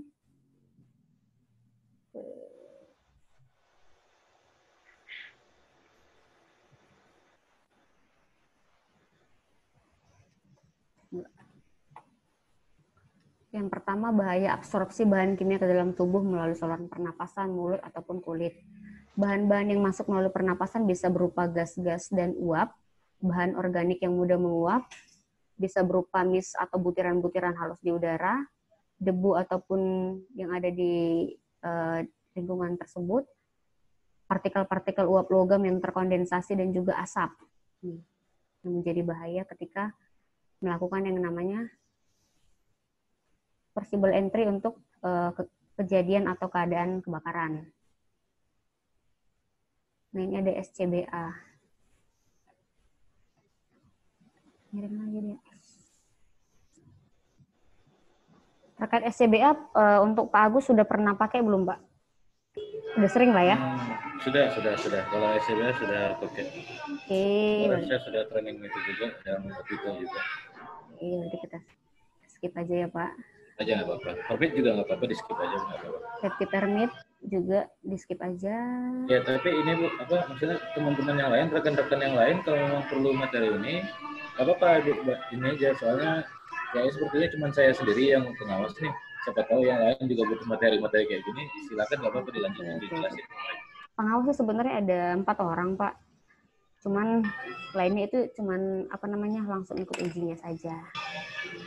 Iya. Nah, saya juga kemarin tuh pikir gitu mau ikut, cuman saya nggak enak, nanti saya disangka terlalu menyepelekan, jadi saya ikut ini aja, ikut schedule trainingnya nggak apa-apa.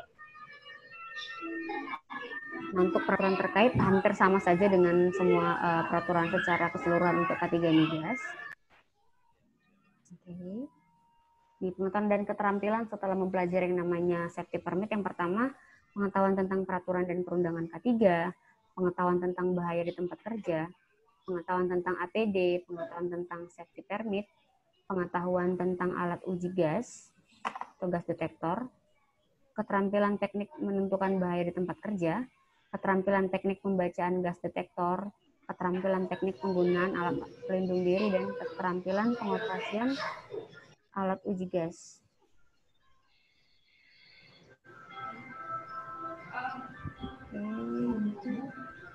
Pengertian dari izin kerja. Nah, izin kerja atau permit to work adalah sebuah dokumen tertulis sebagai sistem yang digunakan untuk mengontrol jenis pekerjaan tertentu di mana terdapat potensi bahaya yang harus dikendalikan. Izin kerja juga biasa dilengkapi dengan dokumen pendukung seperti JSA, toolbox checklist, work plan, rescue plan, dan tim ERT.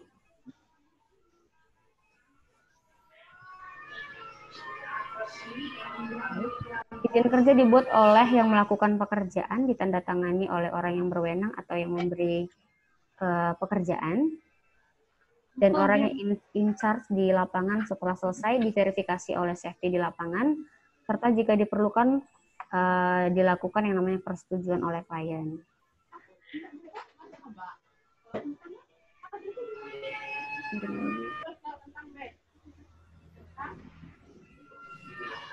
Coba putar lagi. Kok putar-putar sih? Coba ditanyakan sama itu Bu, si Pak Andri atau Bu Andri, kita masih monitor kan? Kalau mereka tidak monitor materi ini, kita skip aja Bu. Oke. Sebenarnya sih untuk materi ini nggak ada di umum, Pak. Oh, boleh kalau gitu kita skip aja nggak apa-apa. Nanti kalau memang ada beberapa materi yang saya tanyakan langsung aja. Jadi kita communication. Kalau misalkan ini ada beberapa kasus atau ini yang saya pribadi ini nggak bisa menjelaskan secara rinci, mungkin bisa nanti langsung ke Pak Mario ya, Pak Agus. Boleh, nggak apa-apa. Izin kerja itu ada yang izin kerja panas, izin kerja dingin, conference space, penggalian. Ini udah, mungkin Pak Agus sudah lebih paham deh yang bekerja di lapangan.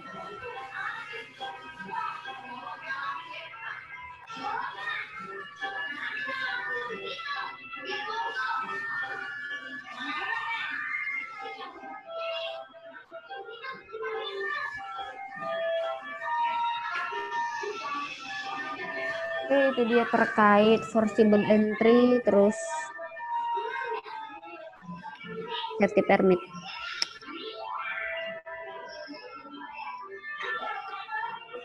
Oke, Bu.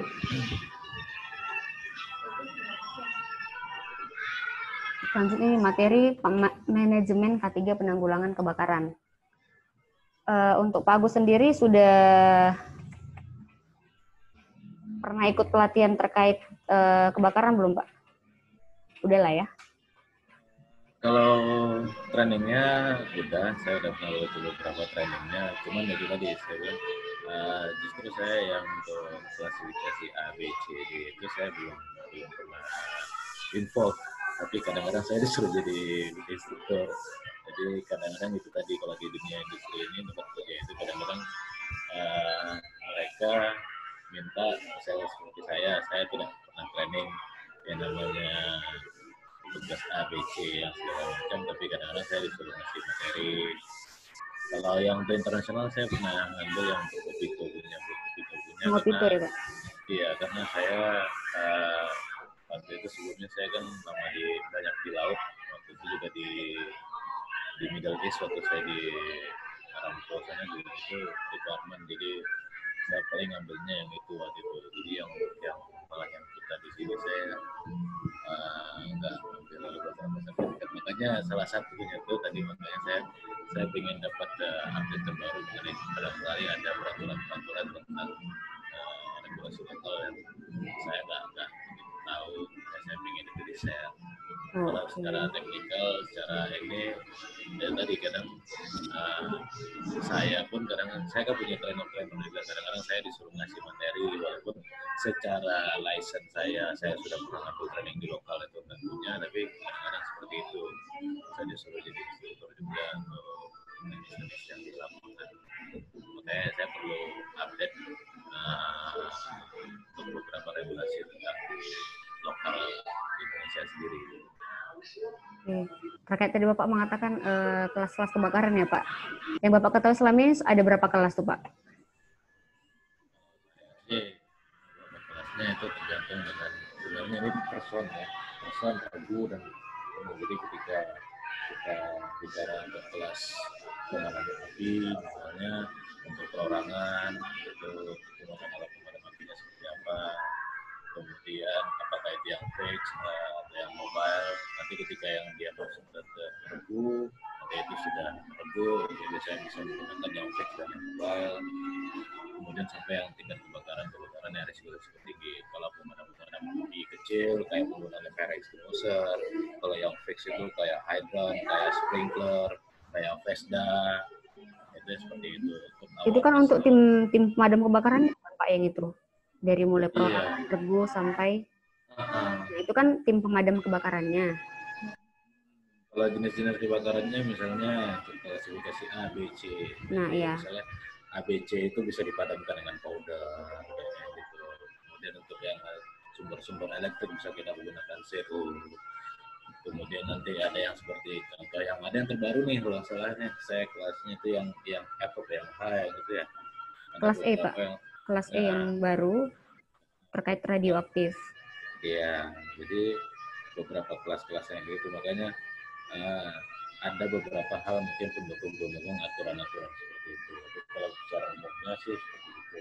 Untuk besaran tabung juga diidentifikasi berdasarkan potensi risiko yang terjadi di tempat kebakaran tersebut. Tabung itu kan beda-beda ukurannya sampai 25 kilo pun juga ada. Biasanya seperti itu. Dan kebanyakan di industri-industri sekarang sudah tidak menggunakan bensin nih Bu, sudah sifatnya bukan flammable tapi dia combustible.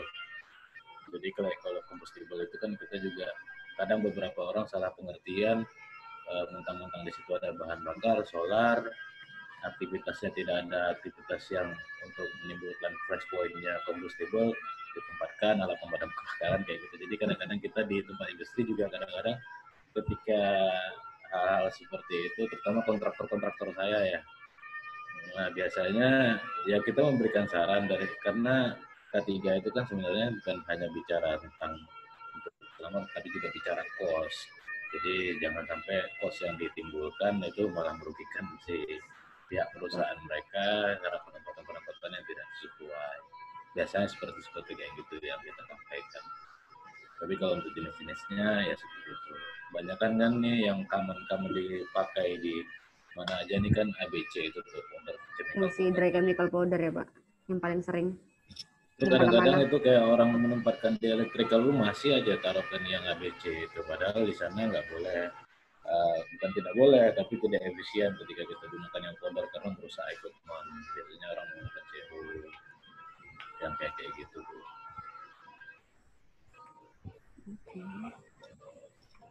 Jadi bingung saya.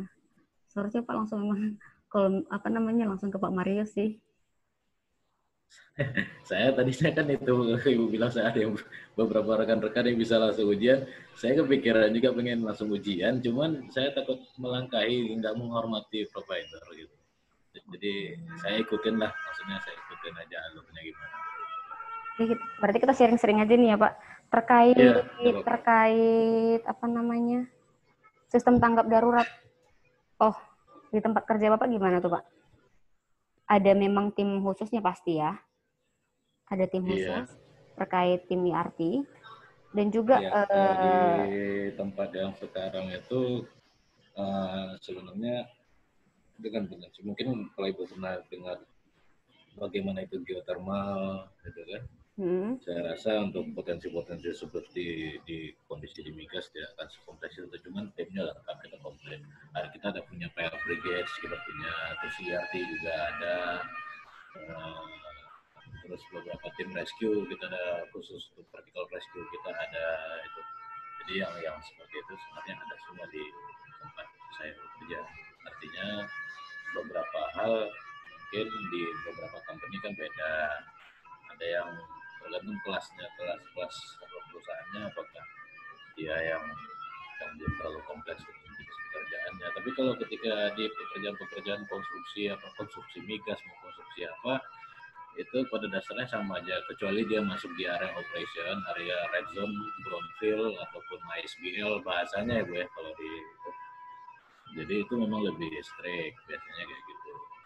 Beberapa alat-alat pemadam kebakaran juga itu berbeda-beda. Kalau kayak kita tuh di ruangan CCR kita ya, command center kita, itu kita nggak jarang kita menggunakan lagi yang ABC itu Bu. Jadi kita sudah karena itu banyak alat elektrik karena kita kan di geothermal kan pembangkit Bu. Jadi dia sudah pakai sama sih di migas juga kayak gitu. Kita pakainya kebanyakan itu pakai SPO jadi gas, terus kita ada penggunaan Vesda untuk alatnya Perdi Early namanya Bu. Jadi dia ada hitungan persekian detiknya, dia langsung menggunakan ada gas yang diinjek ke dalam ruangan untuk menekan kadar oksigen di dalam ruangan. Jadi alat-alat pemadam kita yang seperti itu. Kalau yang di luar mungkin ada pekerjaan-pekerjaan dari kontraktor yang misalnya mereka ada pekerjaan masuk di area yang sifatnya masih bisa kita tangani dengan segera perorangan, itu nggak apa-apa yang kita pakai portable. Tapi kalau biasa di dalam sistem ruangan kendali biasanya itu sudah harus yang disesuaikan alat pemadamnya. Cuman untuk potensial errornya juga ada karena ini berkaitan dengan instrumen, jadi ada potensial error juga, pembacaan itu juga ada yang untuk hal seperti kayak gitu. Yang kalau untuk prosedur ya dia sama common itu di mana aja, itu karena itu salah satu persyaratan yang harus dipenuhi. Jadi mulai dari prosedur tanggap daruratnya, kemudian dari personel yang terlatih,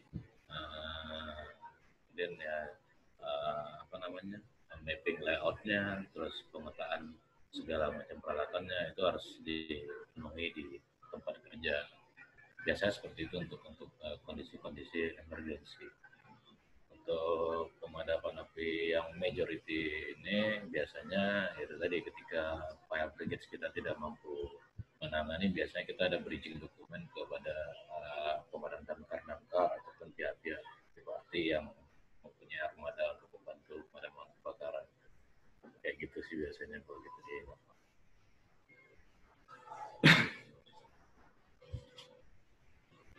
Oke, sama ini Pak, selama Bapak bekerja nih, pernah nggak mengalami yang namanya atau mungkin tempat kerja yang lama atau yang baru terkait kecelakaan di migas?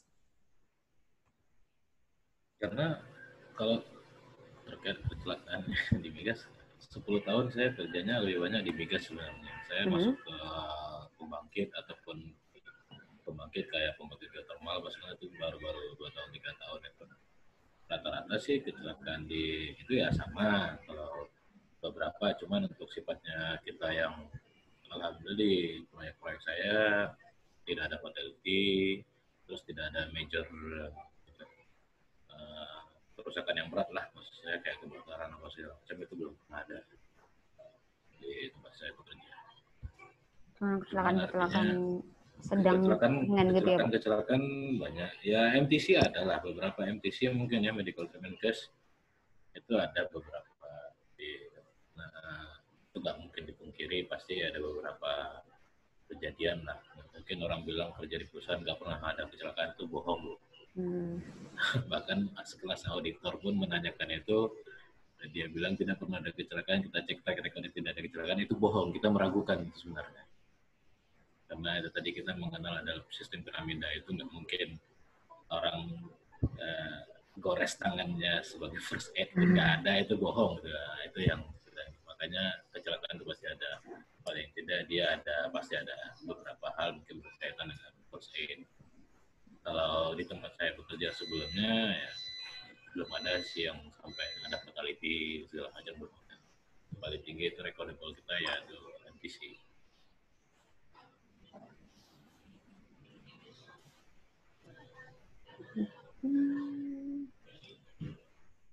Nanti ketika ini Bu, maksud saya asesmen dengan asesornya, dengan ininya, itu kan kita kan interview kayak gini juga Bu ya kondisinya. Iya interview Pak.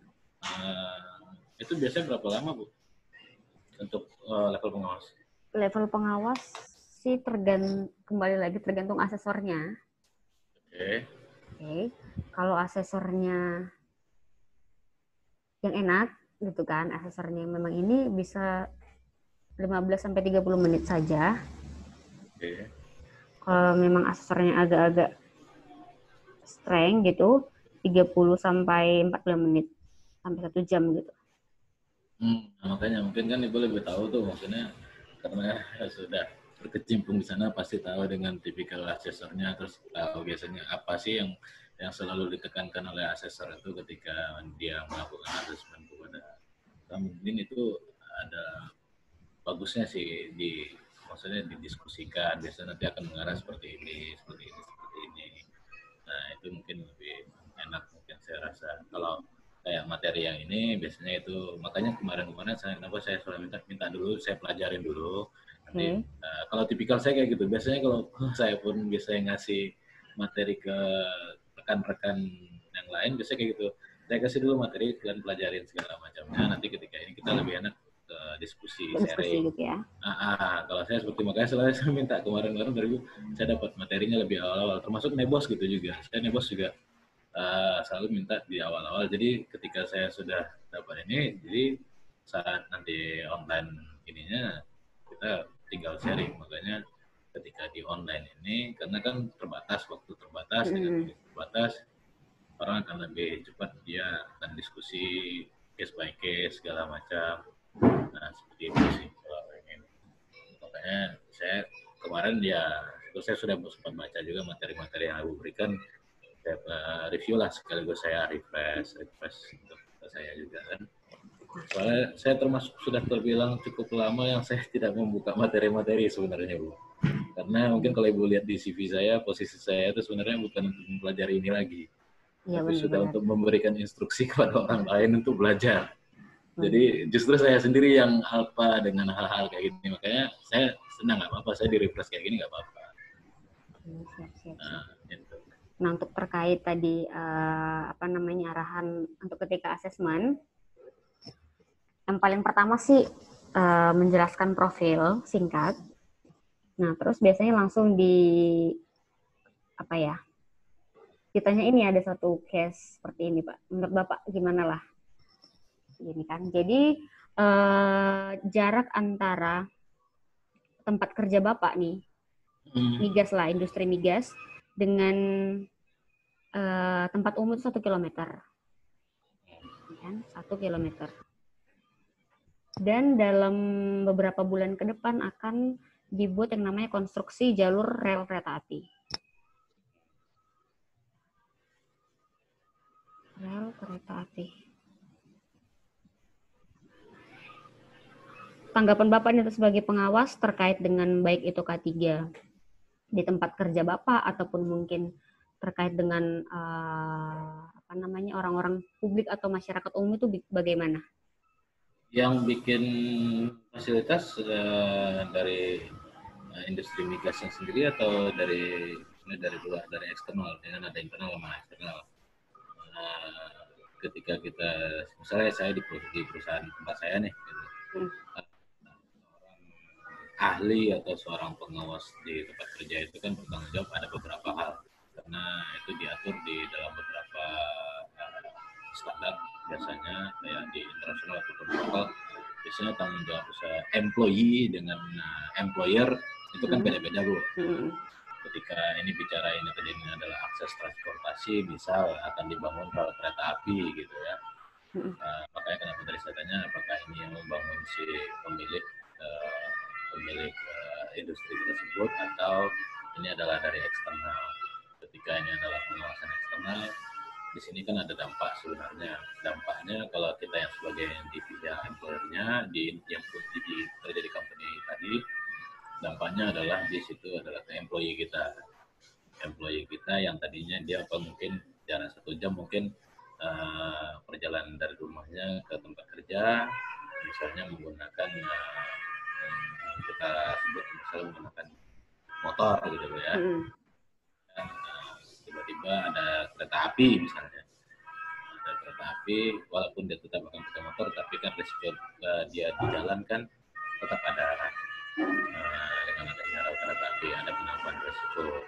Jadi biasanya jangkauan kita sebagai si pengawas kerjaan keselamatan ini kita akan ngerimain ke mereka, karena ini memang berdasarkan kalau dibicara di peraturan Permenaker, 1 langkah kita keluar dari rumah sampai 1 langkah kita kembali itu adalah tanggung jawab perusahaan. Perusahaan mereka memberikan asuransi buat mereka agar selamat sampai di rumah. Artinya, tapi jangkauan kita sebagai petugas keselamatan kan kita tidak bisa menjangkau sampai sejauh itu, yang di luar dari pagar company maksudnya. Yang bisa kita sampaikan adalah kita memberikan awareness ke mereka, kita memberikan edukasi ke mereka, kepada kerjanya. Kemudian ketika tadi juga sebenarnya berdasarkan peraturan yang terbaru 5/2018 tadi, itu kan ada berkaitan dengan getaran, mau dia naik motor, mau dia pakai kereta api juga di situ kan ada getaran. Nah, cuman kan jangkauan kita juga akan terbatas di sana karena pengukuran kesehatan si pekerja itu kan berada di MCU pertama saat dia bergabung, dan itu yang akan kita pantau saat dia tidak ada masalah, dan ketika getaran yang dia dapat dalam perjalanan pulang pergi ke tempat kerja, ya paling disitulah kalau kita ini kita tidak bisa memantau yang terlalu lebih, yang kita mendampingi dia sampai pulang, kecuali dia menggunakan fasilitas perusahaan, misalnya antar jemput dari perusahaan. Nah, itu akan berbeda. Dan seperti itu. Biasanya case-case yang seperti itu yang kita jalanin di beberapa tempat kerja. Kan sekelas industri migas yang besar pun akan seperti itu.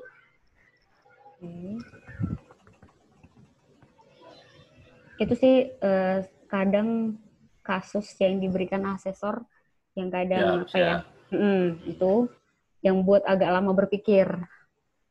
Iya. Nah, di situ. Saya juga kemarin mengalami waktu saya ngambil nebos itu lebih konyol lagi sebenarnya, Bu. Kita itu ngebayangin nanti yang ditanya itu bagaimana resiko saat orang bekerja lifting, misalnya. Tahu-tahu cuma ditanyanya gimana, apa bahaya kamu bekerja dengan komputer. Ya, maksudnya hal-hal yang seperti itu tuh yang kadang-kadang kita udah berpikir terlalu wah lebih awal, ternyata yang ditanyanya kita tidak pernah terpikirkan gitu. Nah, maksud saya itu nggak masalah, it's okay, kayak gitu. It's okay, saya juga udah ngalamin itu sebelumnya. Maksudnya kan istilahnya ketika memang dapat si asesor yang memang orang agak strength, ya dengan porsinya dia gitu kan. Tapi ketika misalkan dapat asesornya yang lebih apa ya dibilang, apa sih legowo kah gitu-gitu, ya memang cuman menanyakan sebatas pekerjaan Bapak selama ini apa terkait pengawas. Kalau misalkan memang sudah bisa sekiranya sudah mencakup unit kompetensi pengawas migas ya cuma sebatas itu, bahkan tidak ada pertanyaan lebih lanjut. Gitu sih. Oke, siap. Gitu sih, Pak. Terus terkait, ya itu aja sih sebenarnya yang paling ini. Ya nggak apa-apa. Oke. Nah, nanti rencananya itu di hari Jumat ya Bu ya? Jumat, ya benar Pak. Jumat jam berapa kira-kira? Untuk pelaksanaan ujinya sendiri, biasa dari jam 8.30 sampai jam 17.00 WIB. Hanya saja kan itu kan secara keseluruhan satu hari itu, dan satu hari itu sekitar ada lebih dari 15 orang untuk asesi. Jadi mungkin kalau pengawas migas bisa kena di pagi hari atau siang, tergantung asesor sih Pak, belum ada pengumuman secara resmi. Yang pasti uji hari Jumat dari pukul 8.30 sampai 17.00 WIB. Tapi untuk jadwal pastinya itu masih TBA. Paling lama besok sore diinfokan. Besok sudah diupdate ya? Oke. Ya. Oke. Ya boleh, nanti diupdate ke saya aja Bu, gimana ininya. Oke deh Pak. Berarti PR-nya tadi regulasi terkait, mana sih tadi aku baca? Ya, regulasi yang terkait ya, di industri migas. Migas. Oke, nanti saya share ke Bapaknya deh ya Pak. Siap. Oke. Jadi kalau gitu Pak, mungkin sampai di sini pertemuan kita hari ini. Ya, terima kasih Bu. Selamat siang. Selamat siang. Saya lupa.